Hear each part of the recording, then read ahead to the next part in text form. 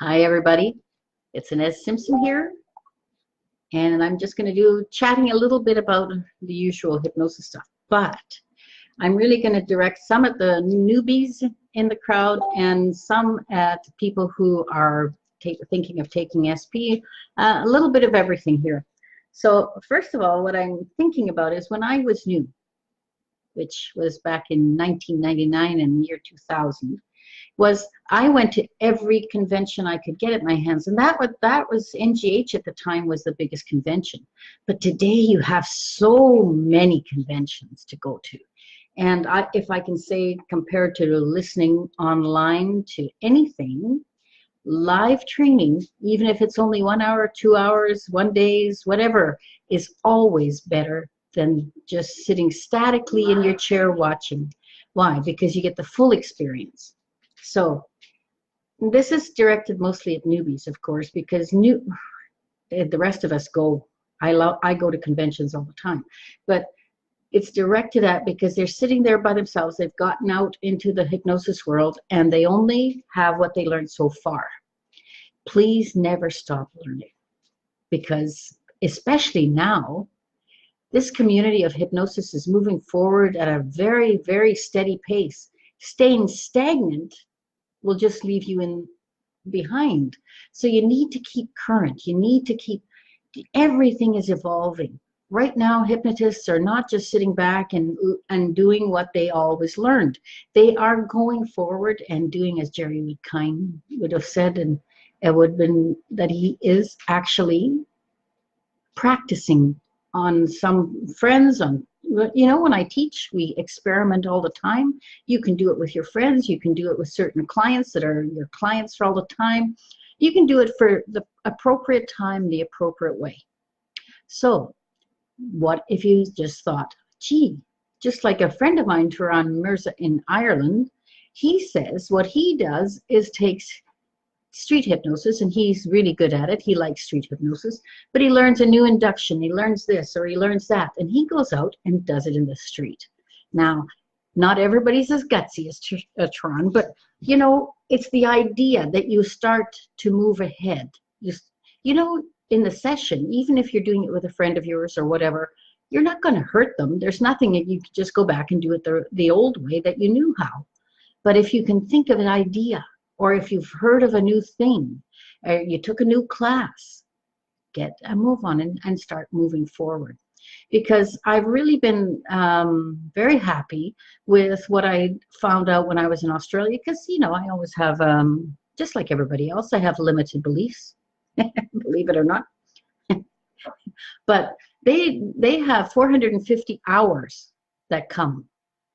They need 450 hours to be well accredited. I think they can practice. I'm not really sure how the system works. But the only fact of it is that they don't tell you what to do, because that would be the worst thing ever if we were tied into a box and we could only do this. So that is definitely not where I'm going.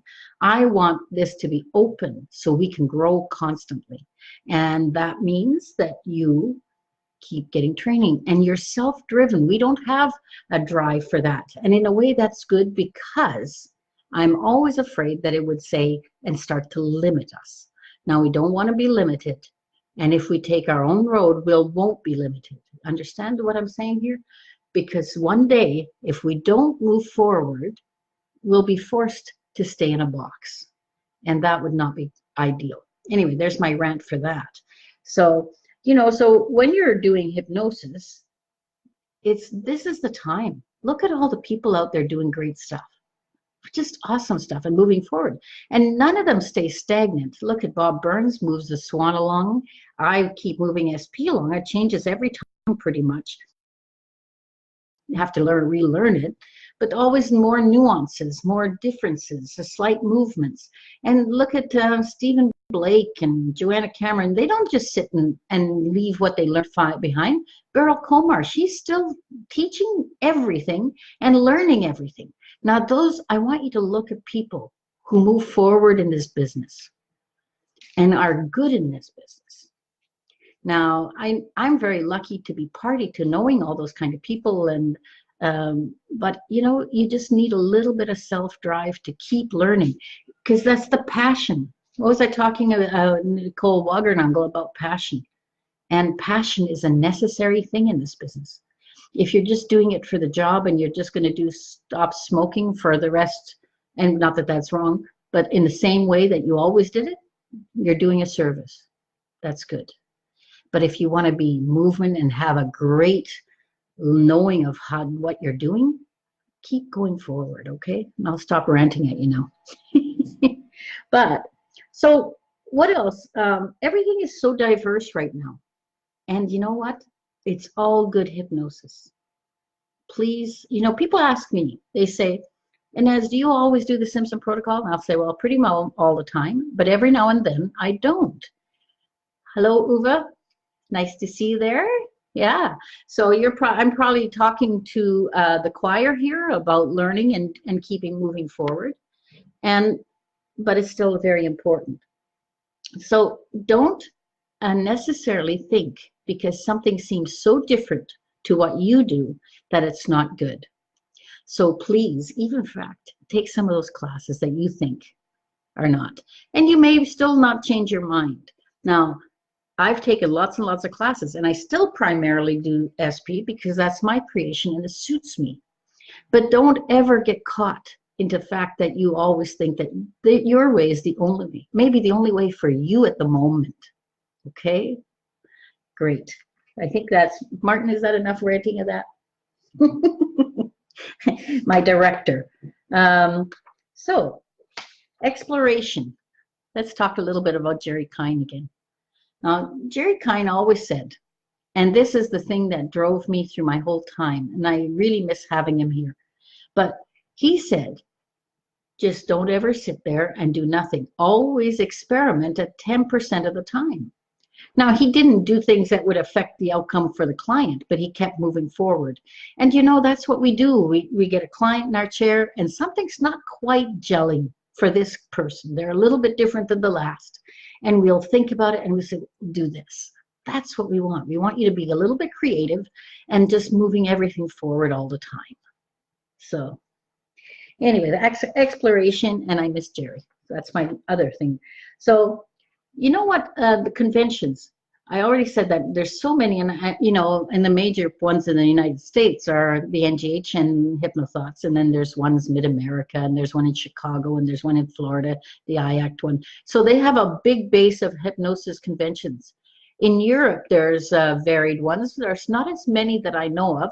In the UK, there's only one that I know of, but there's probably other great times, just like Bob Burns is now putting on something in Scotland. So, there's much more around. Pay attention, go do what you can.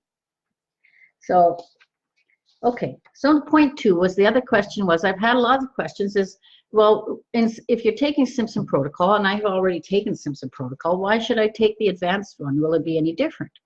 Well, it's different in the way that quite a bit of things. So I'll just talk to one thing that we do on the 2-day, that's, the advanced. And that is that we are now doing what we call surrogacy, and we've been doing it for a while. What is surrogacy? It means that with permission, and I don't mean verbal permission from the person, with permission of the higher mind of the person, then we can do work with them. So for instance, this is usually permission because it's a different kind of thing. It's permission for the mother to work with her 2-year-old who has night terrors. So she can be the conduit to do the work on the 2-year-old.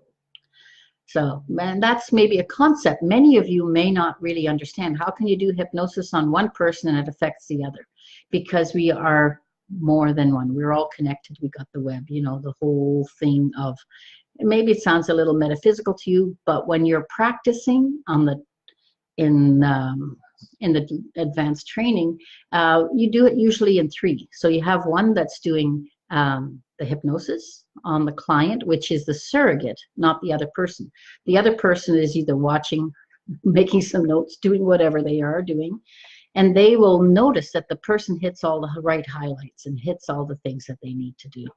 And it's astounding. And I really want to do it like that in a group, because when you're doing it with your client in the chair, you don't have the third person's giving the 2-year-old would be But, you know, there's one, even someone, there's ever, so start that over, that thought. Sometimes my thoughts go so fast that I can't keep up.